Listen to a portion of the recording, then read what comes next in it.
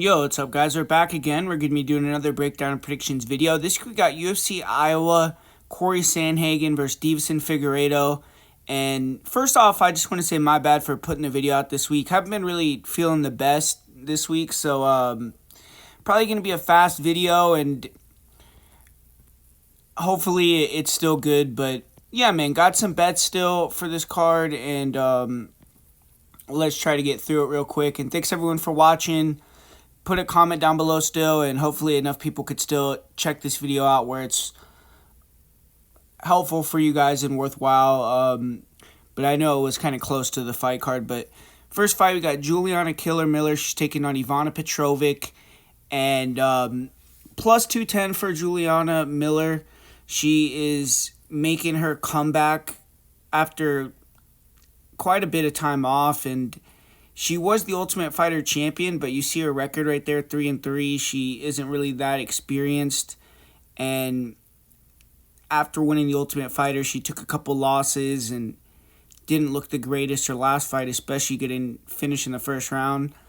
But she has a decent matchup in her return here against Ivana Petrovic, because Petrovic 7-2, but not been the greatest in the UFC. She's lost 2 fights already, and she's a grappler. She's not someone that is gonna ping up Miller on the feet, I don't think. I feel like, honestly, the aggression of Miller and just the length and wildness could potentially make it competitive. Petrovic is used to being way longer than her opponents. This fight, she's not gonna have quite as big of an advantage there, even though she still has the pretty significant reach advantage. I think that it's not as big as usual for her.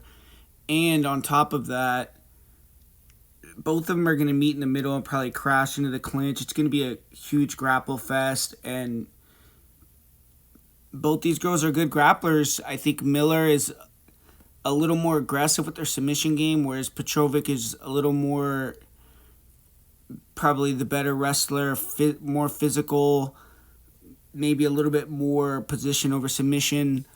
But I mean, at the number plus 210, I think it's a dog or pass at that line. I know Miller has not really fought too much frequently, but she has that kind of Tony Ferguson, weirdness about her, where she's going to fight really hard to the end. She's going to battle through fatigue well. And Petrovic, I don't know if she's as much of a dog. I think she can get a little tired and not do the greatest at times in harder fights. So I'm going to lean with Miller here at plus 210. I think it's a good price. But hard to be trusting in Miller because she's just 3-3 and hasn't fought often. You don't really know how much dedication she's been putting into the fight game. But I think matchup-wise, 2 grapplers, I think I'll go with the big underdog there at Miller at plus 210. And, yeah, I mean, Miller by split decision, Miller by decision maybe for props. But Dontel Mays versus Thomas Peterson, I mean, who cares about this fight? We got Peterson as a huge favorite. I don't think he's trustworthy at all at that number, but Dontel Mays, he made it to the top 15. Congrats to him. He beat the corpse of Arlovsky, but he's always kind of been a long-rangey guy that has average, mediocre striking and can defend a takedown or two. Training at Jackson Wink, his cardio is serviceable in the past, but I feel like now he is just kind of cashing paychecks, so that's not even a big thing for him anymore, and it's more just the skills that he has, trying to catch you with the right hand, but just not a great fighter. And Peterson, decent enough wrestling. I think he could pressure forward and get the win, but he's coming back really fast after getting knocked out. So just a pass all around in that fight for me. 2 really low-level heavyweights there in that fight. The next one, we got Quang Lee versus Gaston Bolanos, and close fight here. Is close fight on the line, on the money line too. And Bolanos, a little older, so is Quang Lee, 32-33. And So I don't know how much improvements we're going to see out of these guys, but I feel like for whatever reason, Quang Lee, he's a little bit less weathered. Gaston Milanos had a long career in striking before coming to the UFC or coming to MMA, excuse me. And even though Quang Lee, he's a little older, I think that he actually is the one with less wear and tear, and he has good timing with his counters. His fight with Long, he was landing a lot of really nice counter shots, and feel like he looked decent there on the feet. He can mix in the takedowns. We saw that against Gutierrez.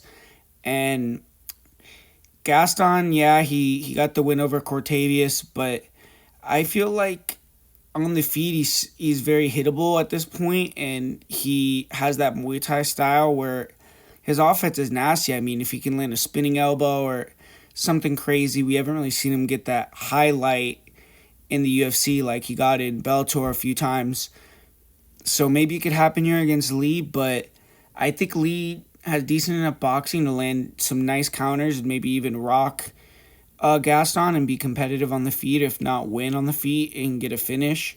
And I think he can maybe mix in a takedown or two, maybe get the back. So I'm going with the underdog here, slight dog, but not super interested at the price. I feel like it, if you bet on Lee, I wouldn't get too much exposure on him, but I think he's going to win there. I'm going to roll with Quang Lee. Marina Rodriguez versus Gillian Robertson. Not a big breakdown in this one, but I'm leaning towards the favorite with Robertson. I just feel like she is more in her prime here, almost 10 years younger. And we got a couple matchups like that on this card, but Marina, I feel like she's regressing. Her last fight, I didn't think she looked really good. I'm not sure how that was a split decision versus Lucindo, I guess because of the point deduction, but even then, I thought it was pretty smooth sailing for Yasmin. Marina could maybe land an elbow or something and cut Jillian and change the fight in that manner, but if she doesn't, I think on the feet, she's going to be really muted with their offense because she's going to be worried about the takedown, and I think Jillian actually has improved her wrestling, her athleticism, her strength. Her striking is even better in terms of what she wants to do. She's never going to be a striker, but she's defensively sound, uses the footwork, pulls you into her takedowns, and then goes to work in her world. And I think she can do that here. Marina, I think she, at one point was on a title trajectory, but obviously now she's taking a lot of losses. And I think that Jillian is the one with the confidence that she's going to go in here and get this win. So I got Robertson by decision in that fight. And this next one, Ryan Loder versus Azamat Bakoev. I got Loder in this fight. I know that Bakoev is a big favorite. He is coming off some really brutal knockout wins. But I think that he's a little bit of a plotter, and he doesn't have a lot of variation with his striking. He's looking for the big right hand, for the left hook. And I think that Loder can dance around, use that long-range striking, use his reach advantage, use his kicks, be hard to hit, kind of Phil Davis style like we saw last night, come over the top with the big kicks, with the big awkward punches after the level change feints. And I think that Loder is the better grappler, and even though maybe Bakoev could get some takedowns, I think Loder could scramble around and get on top. I think Loder could hit his own takedowns. Loder's a really good wrestler in his own right. And I feel like Loder can wear him down and have this superior cardio also. And Loder's never been knocked out. Even though he looks a little vulnerable on the feet, I feel like he's one of these guys that's difficult to hit. He's long, he's making you miss, and he could be hard to deal with because he's going to try to take you down if you get too close to him. And I feel like he is going to be able to get Bakoev against the cage, be aggressive with his offensive wrestling, which will be something Bakoev is not usually used to, and also be able to use his length and striking, his speed, evasiveness. So I'm going with the underdog here in Ryan Loder, and I think he can get it done inside the distance or via decision there. And Yana Santos versus Miesha Tate. Another underdog I'm going to go with here in Yana. I just think it's going to be speed here. That's the difference. Miesha still looks decent. She hadn't fought besides Julia Avila in a while, and I don't think Avila is a good win, but,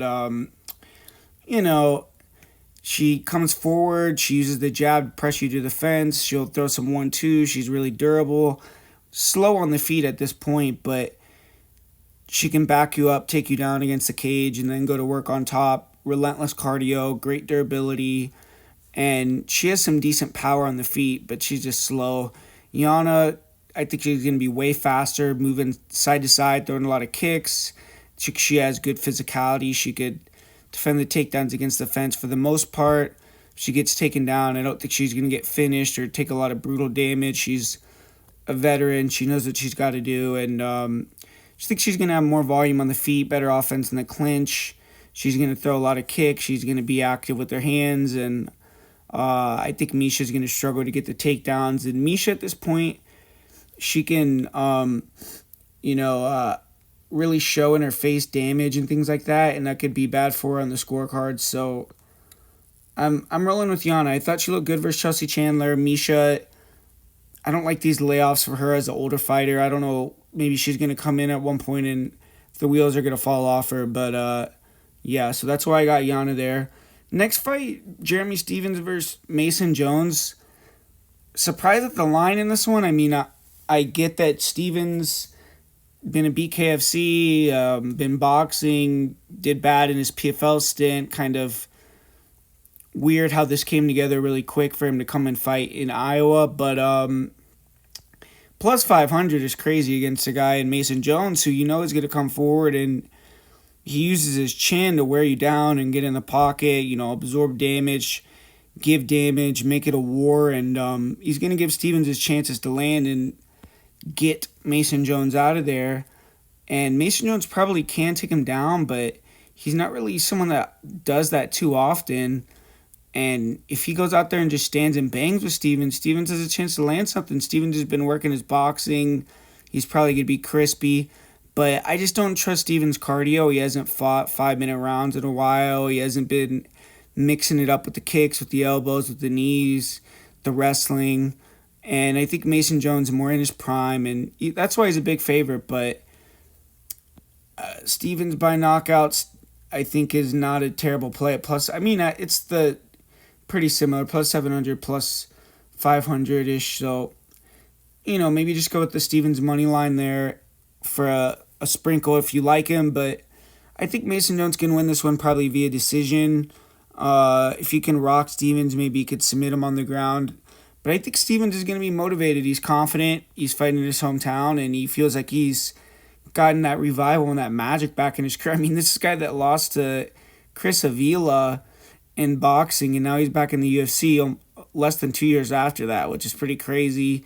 He beat some champions like Eddie Alvarez, so he has that confidence, but we'll see if he can parlay that into a big comeback in the UFC. I wouldn't put it past him just because Mason Jones, I don't think he's the greatest. He's good in the pocket. He's going to throw more numbers. I think he's going to wear out Jeremy and be able to just be the younger, more youthful guy, but he's nothing special, and Jeremy maybe could catch him. But I got Mason there as a pure prediction. And Cam Smotherman versus Serhi Sidi. I think Smotherman can get the job done in this fight. I just feel like he has the better boxing. Both these guys are going to meet in the center. They don't like to back up, and so it's going to be a really fun fight where it's going to be a war. And Smotherman, he has a questionable chin, but he has really good recoverability, and he gets rocked and comes back hard.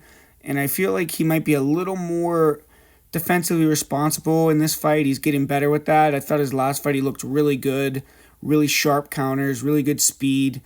And CD is a solid fighter. He has more experience. He's fought better competition, so I get him being the slight favorite here, but he's only a slight favorite for a reason, and that's because Cam Smotherman is a really good prospect in my estimation, and he's been forged through the fire. I feel like he's taken the losses to make those improvements that he needed to, and now he's more a complete fighter, even though he's still only 27.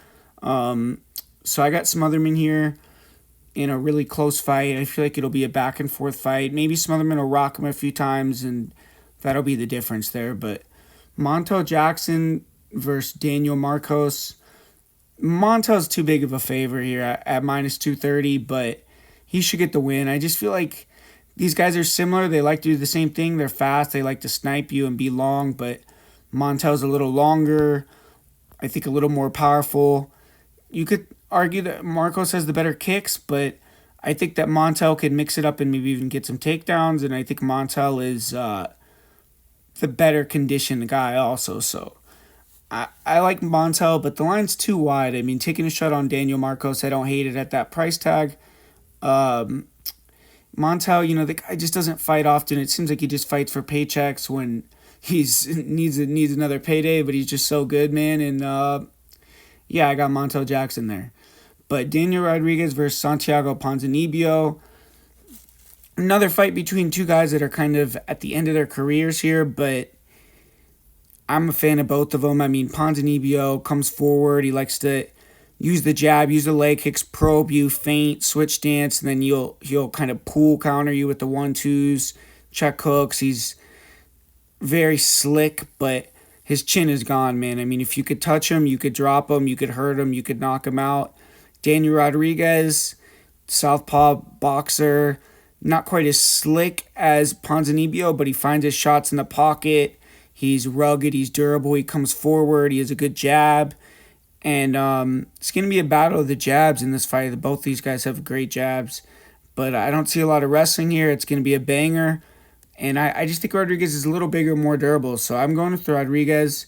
Man, I didn't realize I was picking so many underdogs, but yeah, man, it is what it is here. I think Rodriguez can knock him out too. So fight doesn't go to decision in that fight. Rodriguez by KO plus 500. I don't think those are bad plays whatsoever. But Bo Nickel versus Renier de Ritter.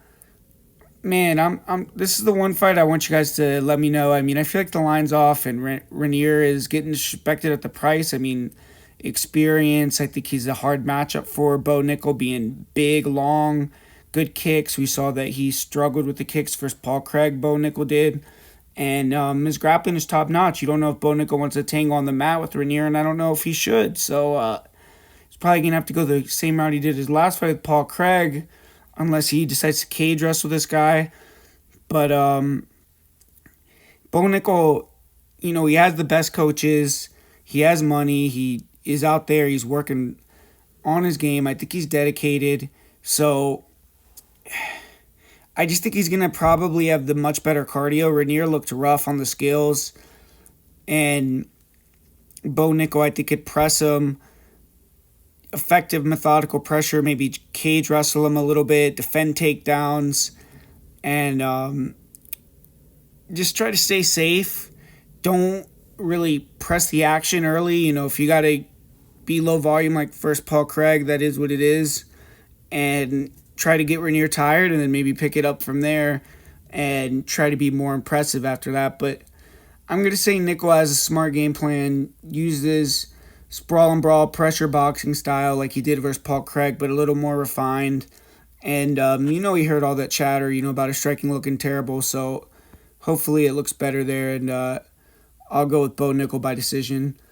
And finally, we got the main event, Cory Sandhagen versus Deiveson Figueiredo. And I think Sandhagen gets this victory here. He's just too big, too long, and I think he has too many tools. He's going to be able to mix it up versus Deiveson, keep him off balance. Deiveson kind of has to wait for his moments, explodes, and really dangerous. I mean, I think if he wins this one, it's going to be a club and submission or just catching a guillotine, something out of nowhere type of thing. But I feel like Cory, skills-wise, has him beat in all areas. More volume on the feet, better striker overall. Maybe not as much power, but he has dynamic tools that he can knock you out with. And he has the wrestling. I think he isn't as good of a grappler, but he knows in MMA grappling what to do to avoid being in trouble and to put you in damaging positions where he could kind of take advantage of you. And I think he could do that versus Deiveson. I think that maybe Deiveson could get him down, but that's going to be like a kamikaze game plan, because if he can't get the finish with the wrestling game plan early, Cory's going to take over. I don't think Deiveson's going to have the conditioning to do that for the full 5. And the line is disrespectful, though. Deiveson shouldn't be plus 375, but I just feel like he's probably going to get the victory there. So thanks for watching, guys. Like I said, I probably wasn't as good as my usual video, but put it in the comments. Let me know what you guys think this week. just put a thank you, whatever. Try to boost the algorithm. Would appreciate that. Let's try to get as many likes as possible. But yeah, man, for the parlay of the week this week, I'm going to go with Santos, Miesha Tate, over 2.5 rounds, and Gillian Robertson. And my most confident pick on the card, I would say, is Gillian Robertson. So thanks for watching, guys, and talk to you guys later. Peace.